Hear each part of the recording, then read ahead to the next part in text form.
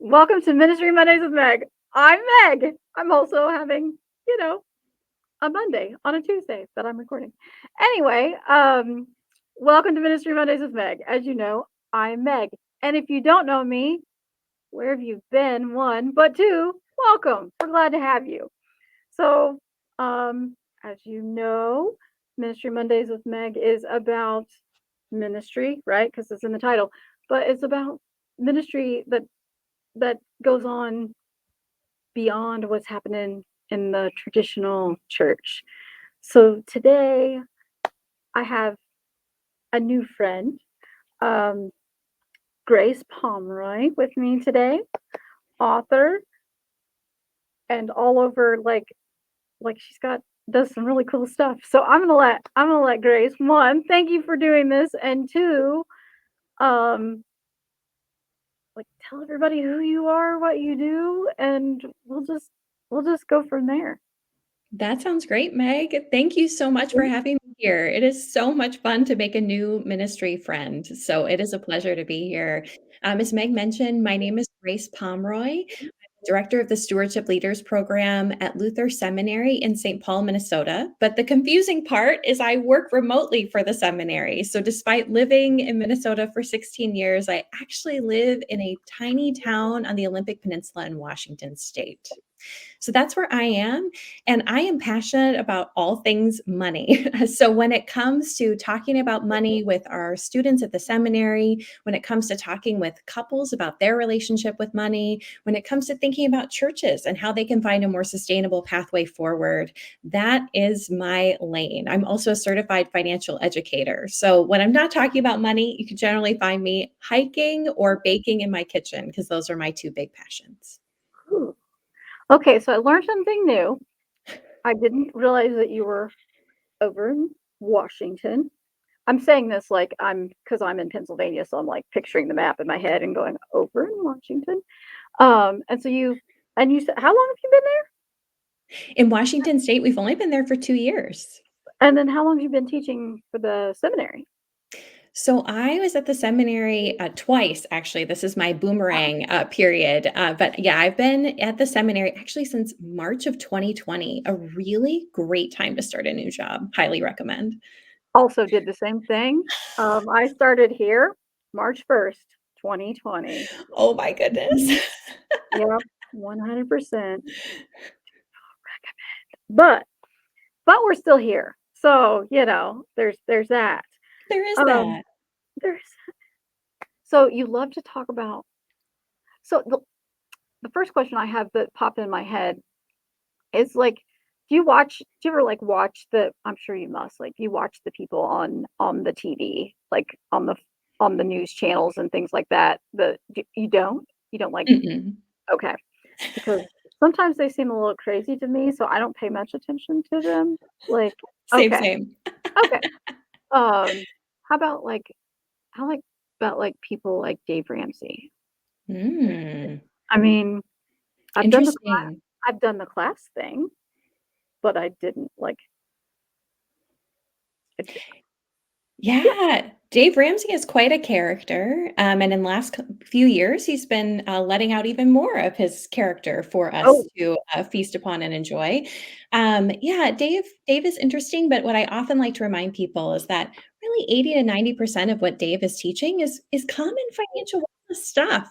okay. So I'm really grateful for the work that he's doing and spreading some of the pieces that people are like, wait, that's a Dave Ramsey thing, and I'm like, no, like No. that actually was around like way before Dave Ramsey, and I'm Yeah. really glad he made it public.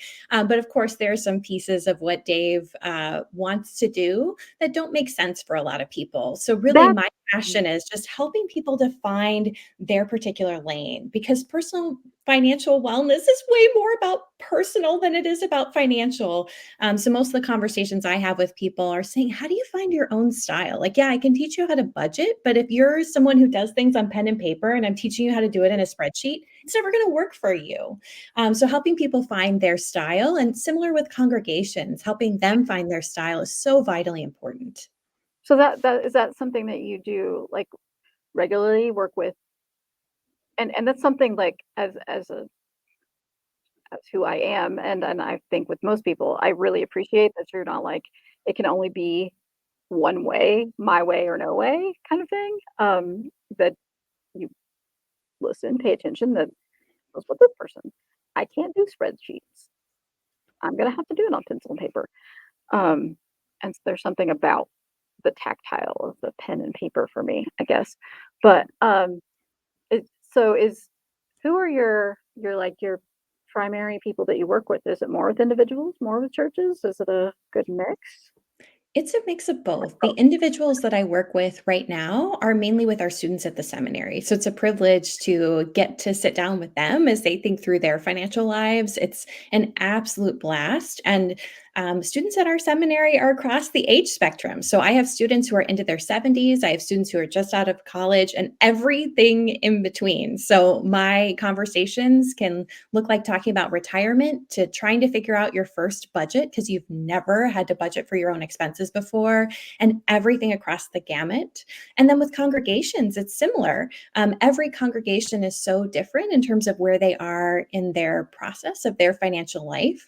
And particularly as many of our congregations are experiencing a season of financial decline, there's just a lot of emotions that we have to deal with as well. And so, one of my privileges is not being trained as a counselor, but just sitting with them in the midst of the grief Mm, as we also process the financial reality. I think having some emotional skills and honestly a seminary education with some pastoral skills as well has really given me the skills to sit with these folks to say, what are we grieving? Where are we finding hope? And what's a possible pathway forward that's designed for us and not just some sort of cookie cutter template that was pulled off a shelf? mm, yeah. I wish I would have known you when I was serving as pastor. I could definitely see how that would be to have somebody that other than the pastor, that could sit there and say that like what and talk about that grief. And I mean, I'm sure it must be that anticipatory loss kind of thing. What are we losing? Exactly. Yeah. Yeah, it's a lot of anticipatory loss, and honestly, a lot of feelings of failure tend to pop up for people, especially people who've been around the church for a long time, and all of those, really committed members who maybe have served on the church councils, for decades, who believe, "Did we do something wrong? This worked decades ago, and we're trying the same things, and I think we're doing it even better than we did it decades ago, and yet it still isn't working the way we want it to." And you begin to wonder, is it us? Did we Mm, fail? Did we let down the people before us? And often the conversation that I have with them is really processing some of those longings and losses, mm, finding hope in the midst of that, but also saying that maybe it's actually the system of how we have funded church that has actually let us down in this moment. mm, Maybe for so long that worked for us. It worked in a season because I think so many of us, and it's true, all of us who've been alive and are in the church today have only experienced this one system where we fund our congregations through tithes and offerings. And we haven't often taken a step back to say, wait, church wasn't always funded that way. And this system that has served us well for a season comes with pros and cons. So, can we have a conversation to say, maybe tithes and offerings need to play a different role as we head into this next season of ministry? mm. Wow. Yeah, I can't. Yeah, trying to imagine funding the church beyond tithes and offerings. Like, what would that look like? And more like projects? I mean, is that where we're going? Is Yeah, that so there's so much variety in terms of how people are doing this work. So when I came to this role in 2020, I was invited by the director of innovation for Luther Seminary to say, what does a more sustainable model for ministry look like? And I had no idea. I had no idea, Meg, what I was getting myself into. I was looking for some cookie cutter solutions that I could take off the shelf, and there just wasn't a lot out there. But there were a lot of congregations who were doing this work. So my students and I began doing some case studies, hearing some of their stories. And then in 2022, we did a research project where we talked to over 100 congregations who were trying some different things to hear what they were trying. And some of the things that emerged were a lot of congregations are using their space differently. Surprise, surprise. They're thinking about renting out their space, they're thinking about selling pieces of their property. But they're also doing things like starting a social enterprise that isn't just all charity based, but actually might bring in some income.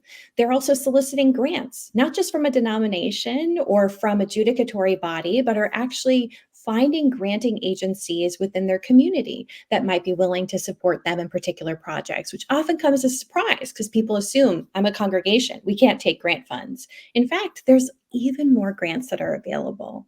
And there are also a lot of ways that congregations are rethinking their staffing models to say, wait, is this the best for us? Might we want to move to a part time ministry model or having multiple part time pastors? And what might that mean both for the leaders, but also for the congregation itself?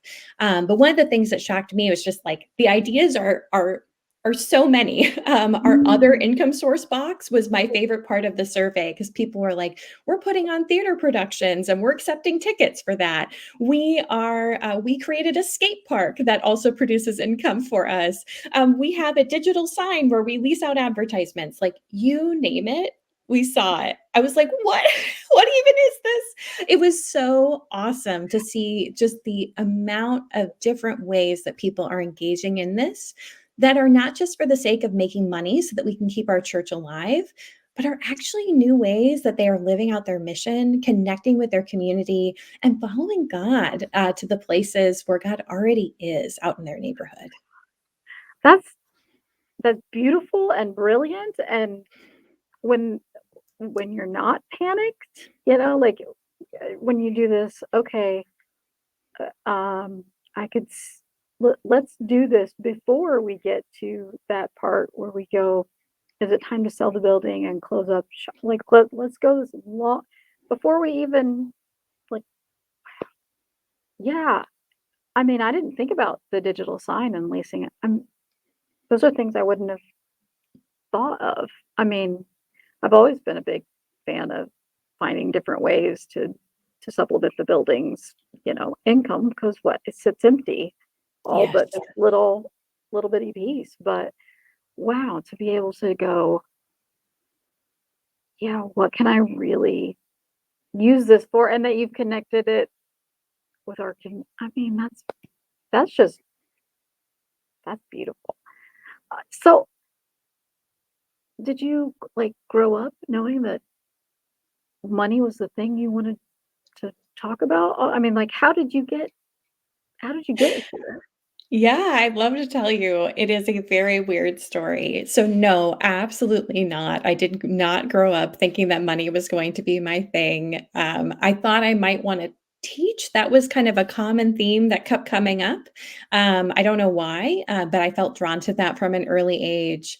But money didn't come up for me actually until my dad sat me down and said, Grace, I see you want to study religion in college, but I'm really worried about you getting entangled in church politics and all that churchy stuff is a little nerve wracking to me. And we grew up a family of faith. My parents are still people of faith, but he was just really worried about that piece for me.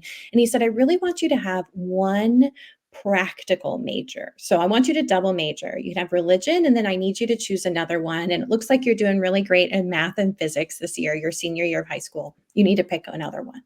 It's like, okay. So I went to college. I explored the idea of doing physics and I explored the idea of doing mathematics. And it was just easier to put math and religion together at the college I went to. And I fell in love with it. I fell in love with it. Like, I just thought there's something about this that really sticks with me. And I took math of finance in college and was like, yes, the practical side of math, there's something interesting here. And then what really stuck it for me was I went to seminary right out of college. And my mom sat me down as she was helping me get ready in my seminary room and told me that I was going to have to pay a whole bunch of bills that I hadn't paid in college. And then she left. That was the last thing she said before she left. And I didn't know what I was supposed to do. I didn't know how to budget. I didn't know how to get a job. I was just so panicked. And I'm sure she didn't intend that. I know she had the best of intentions and I know she would help me along the way, but I'm sure she was just nervous. So she left the conversation till the end.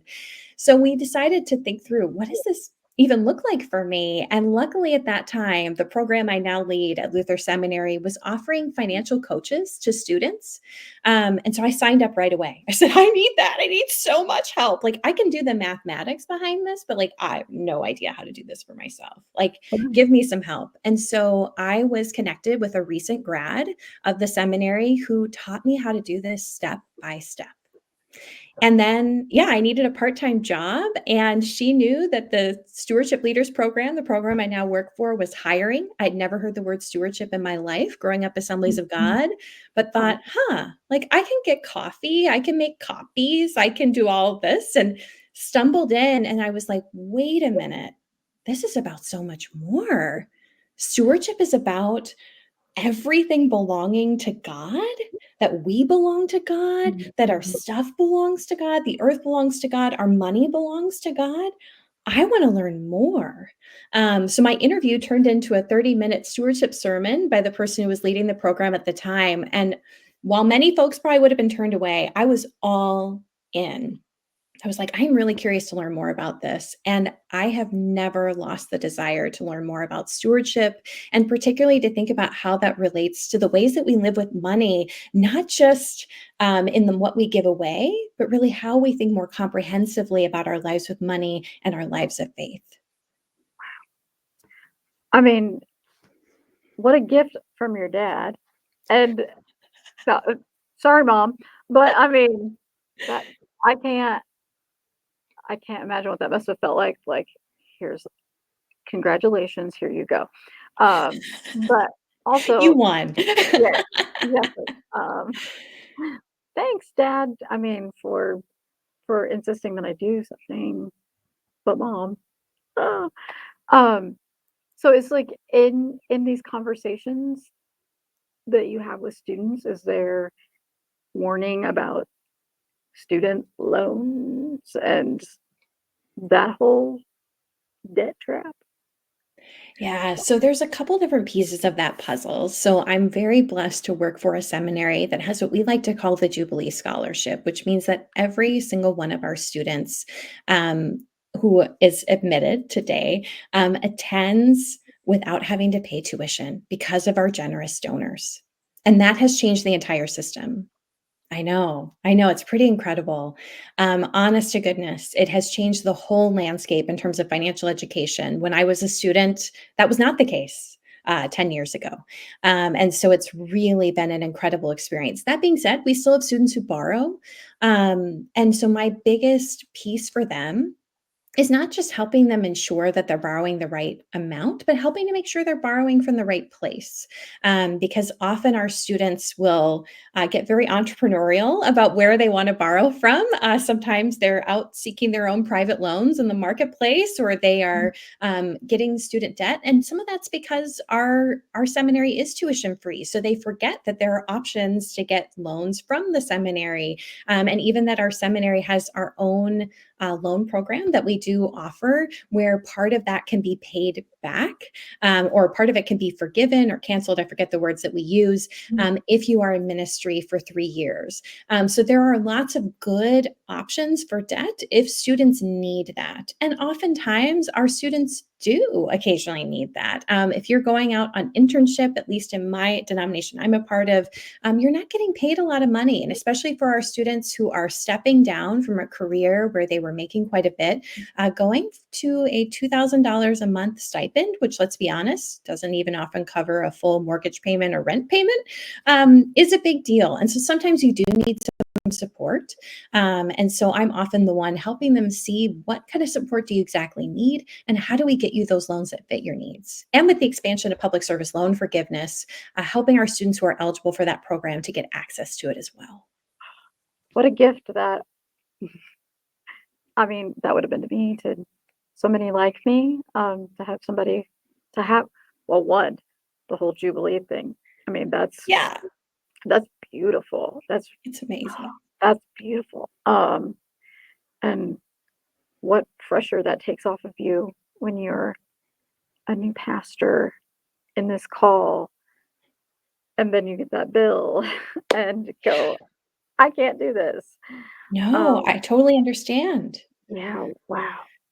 Wow. What I mean I hope they realize it I hope they realize that that's this that it is an incredible blessing and gift that they've been given because that's not the case for most people, or at least most that are my age that I know anyway. Wow. No, they definitely do. That is why many of our students come to us, and why our seminary has really been able to open up to a more ecumenical base of people who say, "I really cannot go to seminary unless it is tuition free." Now, as you and I both know, Meg, there's a lot of other costs to go to seminary besides just tuition. So I Right. always have to remind people of that.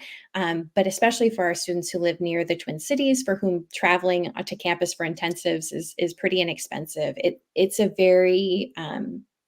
very easy thing to do because of Jubilee, Mhm. and I would say that at least the majority of our students, they don't even know how to begin to express our gratitude to our donors Mhm. because it has meant so much in their lives, and so much in their ministry journey. Yeah. It really has allowed students who would never have had the opportunity otherwise to join us.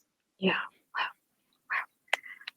Um, I mean, big shout out to Luther Seminary and other seminaries who Yes, there are plenty of do others too.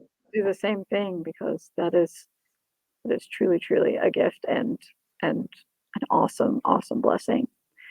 Um, so do you find because something that I'm realizing is as as our congregations age and perhaps one of the spouses has passed away, things happen in relationships, um, then you have a spouse who had nothing to do with the household funds and is kind of like you that day at college who goes, now what do I do? I mean, do you work with those kind of folks, or do you have recommendations for those kind of people? Yeah. So I would say that often I get to work with my students prior to that point, just given the ages of who I tend to serve. Mhm. Occasionally, I get to touch students who are at that point. In fact, I was just talking to someone earlier this year who, for whom that was the case. But my biggest point that I make to people, even if you say, I'm not a money person, my partner has this completely under control. I don't want to feel like I'm getting in their way or stepping on their toes. I get where you're coming from. Biggest thing is access. You need to make sure that you have access to all of the accounts, all of the shared accounts. And I'm amazed. My husband and I have tested out this process at how often, like, I think I've done all the steps to get him connected, and I've said, "Hey, this is our site. I want you to follow the process without. I'll be sitting there, but I'm not going to tell you anything."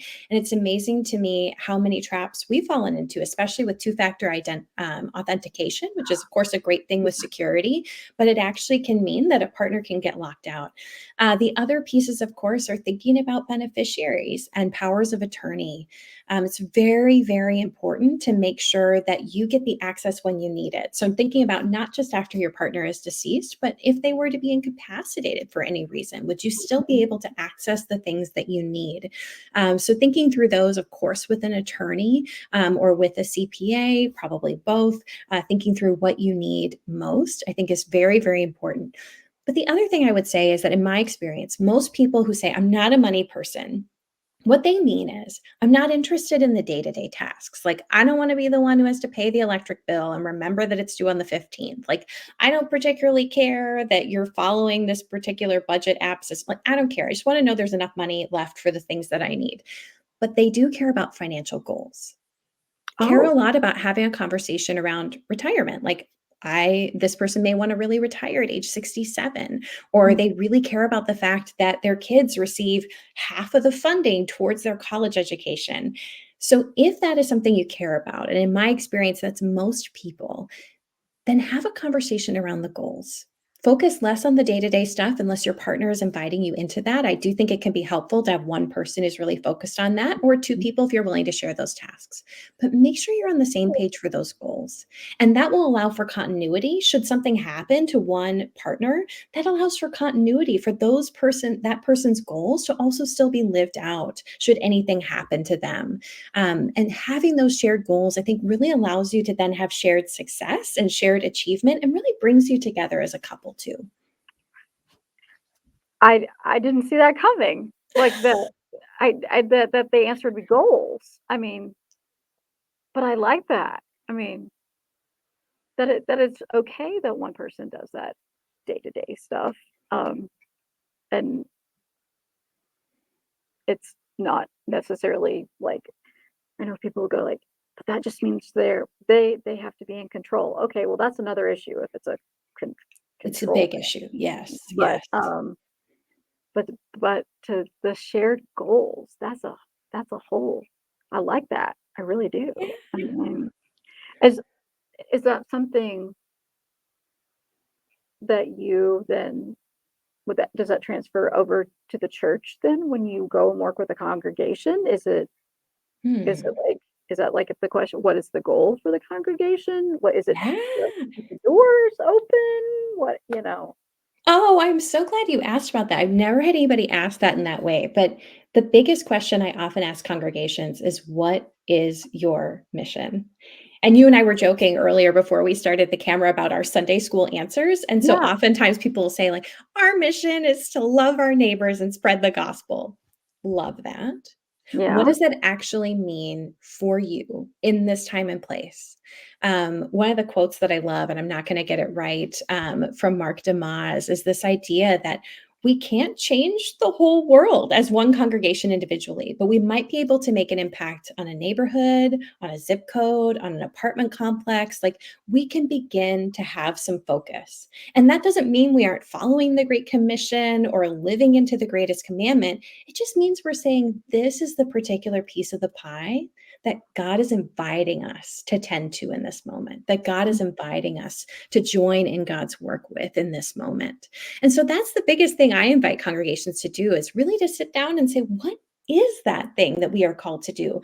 Because most of the congregations that I sit with, if they get really honest about their mission statement, and often we'll do this in a funny way through saying you need to tweet, I know that's going to date myself, Yeah. but tweet your mission statement, or you need to do a gif of what does your budget say, or what would people behind closed doors say your mission statement really is, not that pretty one that's embroidered on a quilt in your fellowship hall. Right.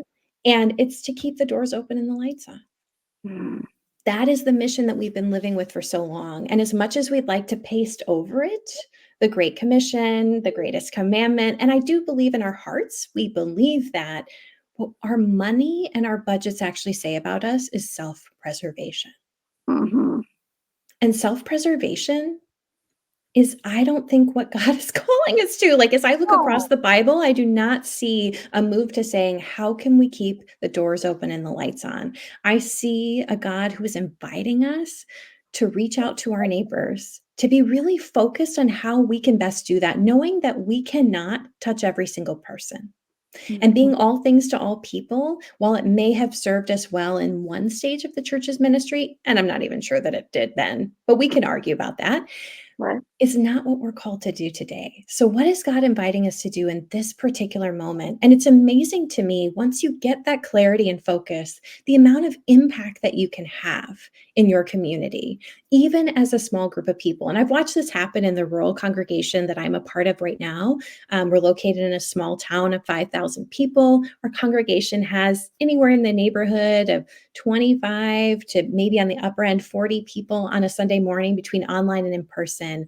And as I was putting together our stewardship letter for this year, I was amazed to see the enormous impact. Some researchers would call it the halo effect that our congregation has in our Mm, community, because we've really focused in to say we care about feeding our neighbors. So we help to start a food program, and we care about the children of our community having access to childcare. So we started a childcare center. Um, and it's really, really incredible, like, to see the 40 people impacting 80 kids in our childcare center and over 160 families being fed through our food program. just with And you 40 people and you've done this in a small town of in a small town. yeah, that's awesome. It's not And just the then big congregations that make a difference. yeah, those little churches that not that the little churches that could, the little churches that can And and are. are, yes. That's awesome. Way to go. I mean, that that they're like, "Okay, these are the things, these are what we wanna." And I agree that you're exactly right that we've done that. We've gotta be all things to all people, always, always, because we were in 1954. Okay, you were in 1954, but this isn't 1954, and No. life changes. Um, thank God it's not 1954. Um, but, the world we live in changes, evolves, and so do we as people, and that what a great way to really go, what is it that God is calling us to do? And not all of these things, but let's focus this and this is how we're gonna spend our time, our talents, and this is where we're gonna give it. Um, I love this kind of thing. So the books you write, the things you teach, you don't have to have a degree. There are even for those people that say, I'm not a math money Yeah. kind of person, right? This is material for the me's, that I don't math well. Yeah. Absolutely, it is. Absolutely, it is. So, the book that I just wrote on more sustainable economic models for ministry, which I realize that phrase, even you're like, is that Mhm. for me though? Because, like, you just said economic model, and I don't even know what that looks like. It absolutely is. It's more about the mission than it is about the money. That's the biggest thing that I say. And in fact, ministry leaders, I think, are the most well positioned for this because you've got the mission on the radar. Like, you have Mhm. that, and I hope there are lay members in your congregation that do too, don't hear me wrong, but I would say that is one of the key roles that ministry leaders can play, is keeping the eye on the mission.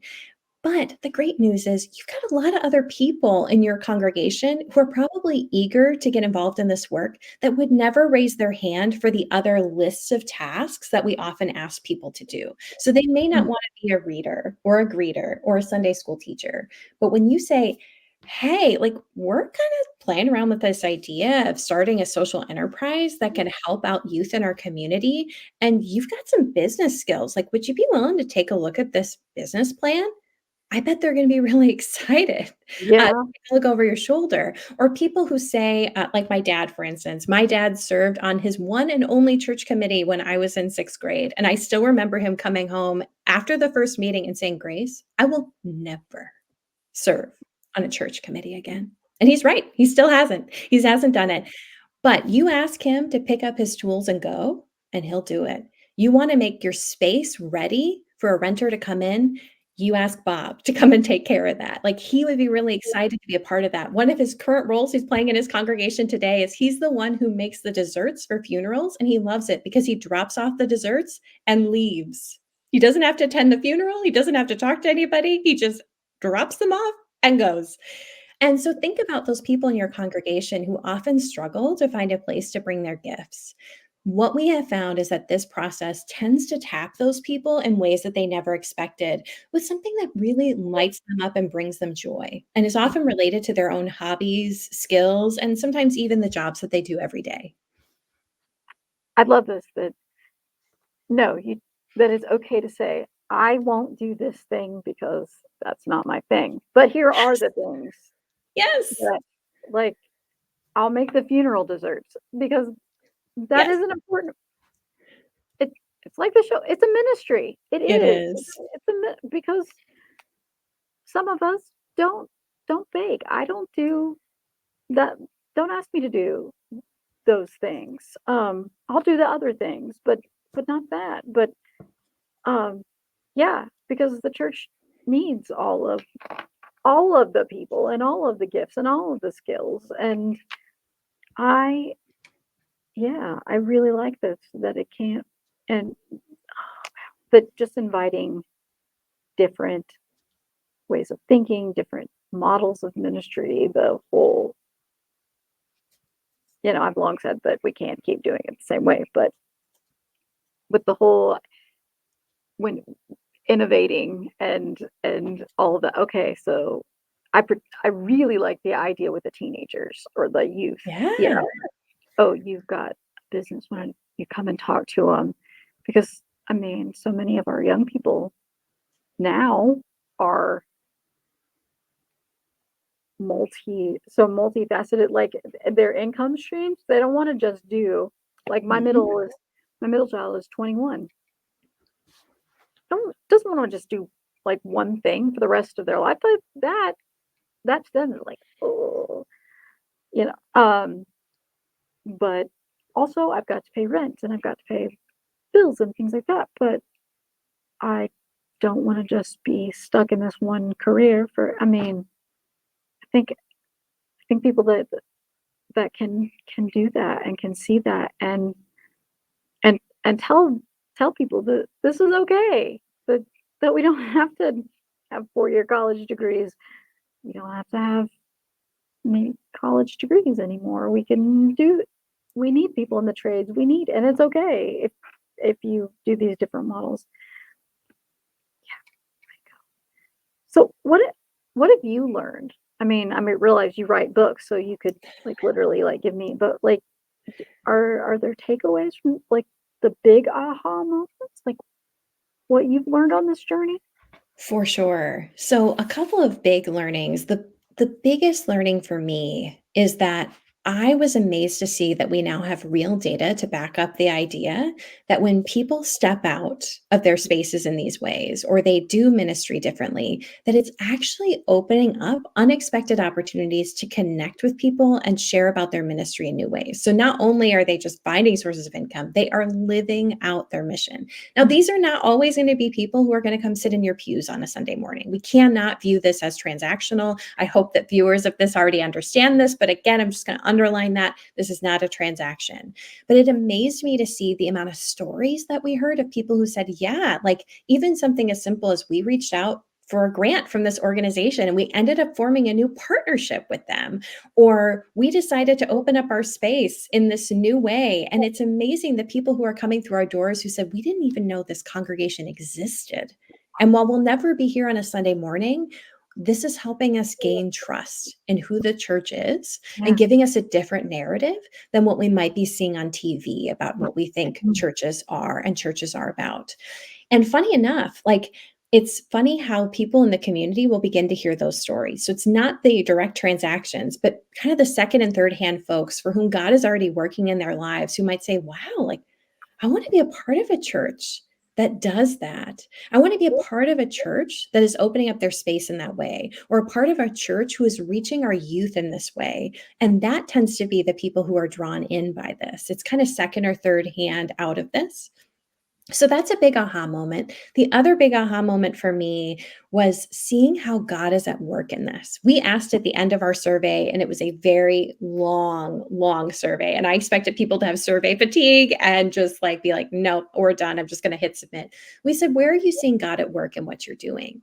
And I thought people would give me like the traditional Sunday school answer, Meg. Like I thought they would be like, God is everywhere. Submit.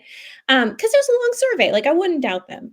We had 101 responses. We received over 90 qualified responses to that question of people going into detail of how they were seeing God show up.